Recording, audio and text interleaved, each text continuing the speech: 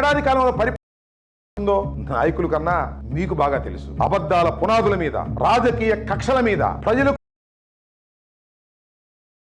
అనేది సత్యమైనటువంటి అంశం. సన్నిహితంగా ఉన్న గోబల్ అప్పుడు మరణించి ఇప్పుడు చంద్రబాబు రూపంలో ఆంధ్రప్రదేశ్లో పుట్టాడా అనే అనుమానం కలుగుతుంది. లిక్కర్ కేసు ప్రారంభమైన తీరు చూస్తే చిత్ర విచిత్రాలు ఎన్నో కనిపిస్తాయి. అసలు ఈ కేసు ఎలా ప్రారంభమైంది, ఫిర్యాదు చేసిన వ్యక్తులు ఎవరు, ఈ వివరాలు చూస్తే తర్వాత మీరే ముక్కు మీద వేలేసుకుంటారు. రాష్ట్రంలో ఎన్నికల ఫలితాలు జూన్ 4న వెలువడ్డాయి. ఇది జరిగి 48 గంటలు గడవక ముందే జూన్ 6వ తారీఖున బ్రెవరేజ్ కార్పొరేషన్ చైర్మన్ గా ఉన్న డి వాసుదేవరెడ్డిపై ఒక విచిత్రమైన ఫిర్యాదు అందింది. ఆ ఫిర్యాదు చూస్తే మీరు అవాకు కాక మానరు. విజయవాడ ప్రసాదంపాడులో ఉన్న సాయి విహార్ అపార్ట్మెంట్ లో ఉన్న ఏపీ బ్రెవరేజ్ కార్పొరేషన్ కార్యాలయం నుంచి ఒక వ్యక్తి కొన్ని ఫైళ్లు, కంప్యూటర్ పరికరాలను తీసుకొని ఒక వాహనంలోకి ఎక్కించుకోవడం చూశానని, రాష్ట్రంలో అధికార మార్పిడి జరుగుతున్న తరుణంలో కీలక పత్రాలను, ఆధారాలను ధ్వంసం చేసేందుకు వాటిని దొంగతనంగా తరలిస్తున్నట్టు అక్కడ పరిస్థితులు బట్టి తనకు అనుమానం కలిగిందని, పత్రాలు తీసుకువెళ్తున్న వ్యక్తిని ప్రశ్నిస్తే సమాధానం ఇవ్వకోకుండా హడావుడిగా కారు డ్రైవ్ చేసుకుంటూ వెళ్లిపోయాడని, ఆ వ్యక్తి ఏబిసిఎల్ ఎండి వాసుదేవరెడ్డి గారు తెలుసుకున్నానని గద్దె శివరామకృష్ణ అనే వ్యక్తి ఫిర్యాదు చేశాడు. పోలీసులకు తాను కంప్లైంట్ ఇస్తే తీసుకోలేదని, అందుకే సిఐడి వారికి ఫిర్యాదు చేస్తున్నానని చెప్పుకొచ్చాడు. అసలు ఈ గద్దె శివకృష్ణ ఎవరు? ఒక కార్పొరేషన్ ఎండి, కేంద్ర సర్వీసులకు చెందిన అధికారి. ఆఫీసుకు వచ్చి వెళ్తే సంబంధం లేని ఈ గద్దె శివకృష్ణ అనుమానంతో ప్రశ్నించడం ఏమిటి, ఆయన సమాధానం ఇవ్వలేదని ఫిర్యాదు చేయడం ఏమిటి? ఇలాంటి అనుమానాలు రాక మానవు. ఈ కథను ఎవరు వెనక నుండి నడిపిస్తున్నారో మనకు తెలియంది కాదు. వేల కోట్ల రూపాయల స్కామ్ జరిగిందని ఒకవైపు ఆరోపణలు చేసి మరోవైపు ఇలాంటి కాకమ్మ కథలతో ఫిర్యాదు చేయడం విచిత్రం కదా. దీని వెనుక తప్పుడు ఉద్దేశాలు లేవంటారా? ప్రజలు అర్థం చేసుకోవాలని ఈ సందర్భంగా నేను కోరుతున్నాను. ఈ కథను పట్టుకొని సిఐడి అధికారులు హైదరాబాద్ లో ఉన్న వాసుదేవరెడ్డి ఇంట్లో సోదాలు చేశారు. మొత్తం వ్యవహారం అంతా బయటకు వచ్చేసింది. ఢిల్లీ లిక్కర్ స్కామ్ కన్నా పెద్ద స్కామ్ ఇదని ఎల్లో మీడియాలో స్టోరీలు పుంఖాలుగా రాయించారు. కానీ ఇవన్నీ కాకమ్మ కథలే కనుక సిఐడి అధికారులు ఆ రోజు ఒక్క అడుగు కూడా ముందుకు వేయలేకపోయారు. ఇదే లిక్కర్ వ్యవహారంలో మరొక విచిత్రమైన కేసు కూడా సృష్టించారు. ఆగస్టు 26, 2024న Y Venkateswara Rao Srinivas excise principal సెక్రటరీగా ఉన్న ముఖేష్ కుమార్ మీనాకు లేఖ రాశాడు. 2019-24 మధ్య ఆంధ్రప్రదేశ్ బెవరేజెస్ కార్పొరేషన్ లో అక్రమాలు జరిగాయని, ఉల్లంఘనలు జరిగాయని వెంటనే దర్యాప్తు జరపాలని ఈ లేఖలో కోరారు. కానీ వెంకటేశ్వర శ్రీనివాస్ కి లిక్కర్ పాయిస్ తో సంబంధం ఏమిటో, ఏ హోదాలో తాను దర్యాప్తు చేయమని కోరాడో, ఏ వృత్తిలో ఉన్నాడో అన్న విషయాలు ఏమీ ఆ లేఖలో ప్రస్తావన లేదు. కనీసం ఒక్క ఆధారాన్ని కూడా తన లేఖలో పొందుపరచలేదు. దీన్ని బట్టి ఈ లేఖ వెనుక ఎవరున్నారో దానికి కూడా క్లియర్ గా మనకు అర్థమైపోతుంది. వెంకటేశ్వరరావు శ్రీనివాస్ రిజిస్టర్ పోస్టులు పంపిన లేఖను అందుకోగానే వెంటనే నివేదిక ఇవ్వాలంటూ excise principal secretary Mukesh Kumar Meena అధికారులను సెప్టెంబర్ 9న ఆదేశిస్తే కేవలం 9 రోజుల వ్యవధిలోనే ఆగమేఘాల మీద రిపోర్ట్ తయారు చేసి సెప్టెంబర్ 18న పంపిస్తారు. దీనిపై కనీస ప్రాథమిక దర్యాప్తు చేయకుండానే సెప్టెంబర్ 23, 2024న ఎఫ్ఐఆర్ నమోదు చేశారు. కానీ ఎఫ్ఐఆర్ లో నిందితులు ఎవరో పేర్కొనలేదు. గద్దె శివకృష్ణ చేసిన ఫిర్యాదుతో సహా తనపై వరుసగా నమోదవుతున్న కేసులపై బ్రెవరేజ్ కార్పొరేషన్ మాజీ ఎండి హైకోర్టును ఆశ్రయించారు. తనపై నమోదైన 4 కేసుల్లో కూడా హైకోర్టు ముందస్తు బెయిల్ మంజూరు చేసింది. అంతేకాకుండా తనను సిఐడి అధికారులు హింసిస్తున్నారని హైకోర్టులో అఫిడవిట్ కూడా దాఖలు చేశారు. ఈలోగానే ఈ వెంకటేశ్వర శ్రీనివాస్ తో మరో కేసు వేయించారు. ముందస్తు బెయిల్ కు దరఖాస్తు చేసుకునేందుకు అవకాశం లేకుండా చేయాలనే ఉద్దేశంతోనే నిందితులు ఎవరన్నది ఎఫ్ఐఆర్ లో చెప్పలేదు. అంతేకాకుండా ఎవరి పేరు కావాలంటే వాడి పేరు ఏ సమయంలోనైనా నిందితుల జాబితాలో చేర్చడానికి కూడా ఎత్తుగడకు దిగారు. లిక్కర్ పాలసీ వ్యవహారంపై కేసులు అయితే పెట్టారు, కానీ సాక్ష్యాలు లేవు. కేసులు సృష్టించిన వారు తప్పుడు సాక్ష్యాలను సృష్టించలేదా? దీనికోసం సిట్ బృందం పోలీసులా కాకుండా పరిధి దాటి వ్యవహరించారు,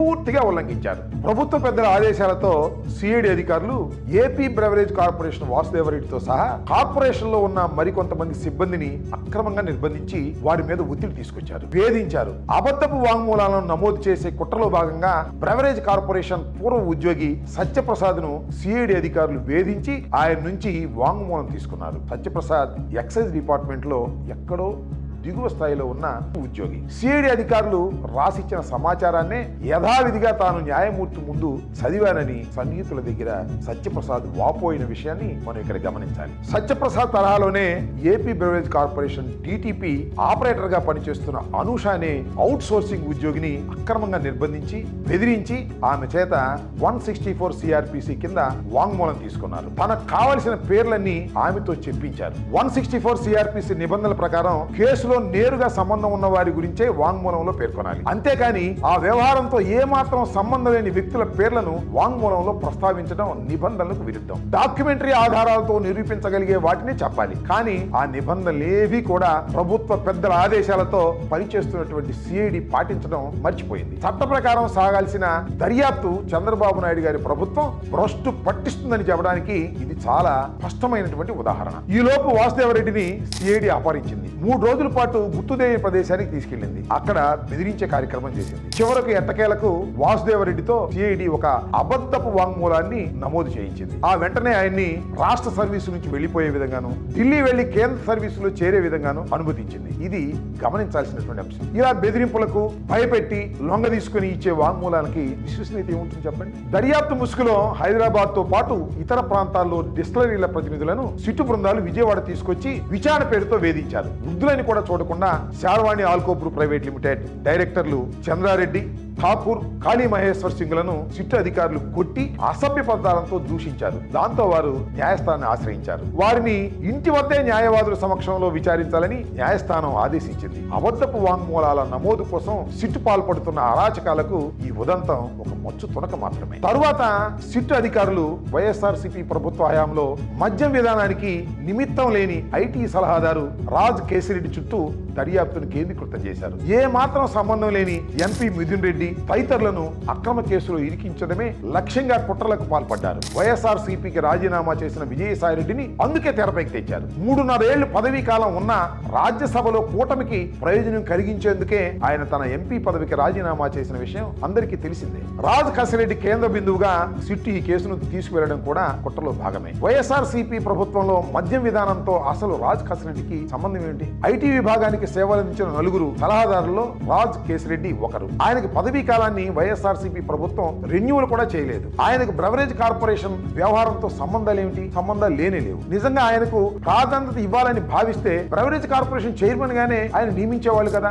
ఎలాగైతేనే రాజ్ కేసిరెడ్డిని సిట్టు అరెస్ట్ చేసింది. కానీ న్యాయస్థానానికి సమర్పించిన రిమాండ్ నివేదికలో కీలక అంశాలు బట్టబయలయ్యాయి. మద్యం డిస్టిలరీకి ఇచ్చిన ఆర్డర్లలో వివక్షతకు పాల్పడి అవినీతి చేశారని సిట్ పేర్కొంది. కానీ అదే నివేదికలో నాడు చంద్రబాబు నాయుడు గారి ప్రభుత్వంలో కేవలం 4 కంపెనీల నుంచే ఏకంగా 53.21% మద్యం కొనుగోలు చేశారని వెల్లడించడం మరొక అంశం. చంద్రబాబు గారి గత పాలనలో కొందరికి అనుకూలంగా వ్యవహరించినట్లు చెప్పకనే చెప్పారు. దీనిలో ఇక టీడీపీ ప్రభుత్వం అమలు చేసిన సుటైల్ సాఫ్ట్వేర్ ని తొలగించడం ద్వారా వైఎస్ఆర్సీపీ ప్రభుత్వం మద్యం ఆర్డర్ల జారీలో అక్రమాలకు పాల్పడినట్టు ఆరోపించింది. మరి సుటైల్ సాఫ్ట్వేర్ ఉన్నప్పుడు కేవలం 4 కంపెనీల నుంచి ఏకంగా 53.21% మద్యం కొనుగోలు ఎందుకు చేశారనే దానికి సిట్ సమాధానం చెప్పుకోకుండా మౌనం వహించింది. తద్వారా టీడీపీ హయాంలోనే మద్యం కుంభకోణాలకు పాల్పడ్డారని అసలు గుట్టు విప్పింది. ఇక నెలకు 50 కోట్ల నుంచి 60 కోట్ల చొప్పున రాజ్ కేసిరెడ్డి వసూలు చేసి వైఎస్ఆర్సీపీలోని ముఖ్యులకు ఇచ్చారని ఒక చోట, రాజ్ కేసిరెడ్డి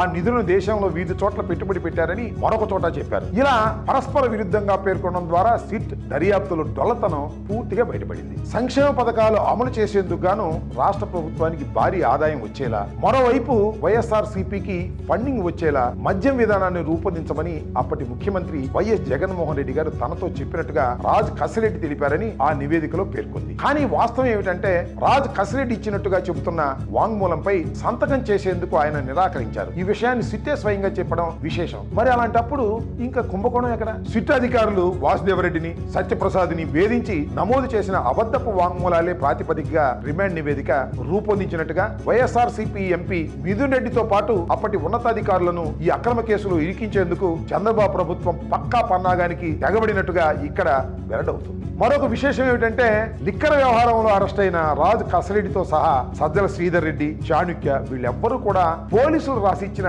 నేరాంగీకార పత్రం మీద సంతకాలు చేయలేదు. ఇలాంటి నిందితులు సంతకాలు చేయని పోలీసులు తమంతట తాముగా రాసుకున్న నేరాంగీకార పత్రాలు రాయిస్తున్నారు. చివరకు సిట్ పత్రాల్లో